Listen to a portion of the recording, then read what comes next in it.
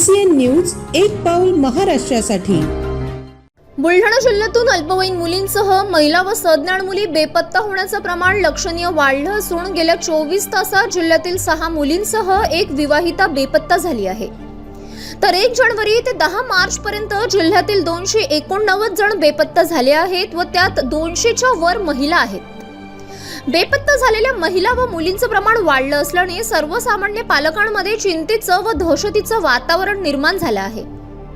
विशेष म्हणजे बेपत्ता झालेल्या मुलींची किंवा महिलांच्या नंतर काय होते याबाबत कुठलीही माहिती समोर येत नसल्याने बुलढाणा जिल्ह्यात चिंतेचं वातावरण पसरलं आहे। याबाबत मात्र पोलीस बोलण्यास तयार नाहीत।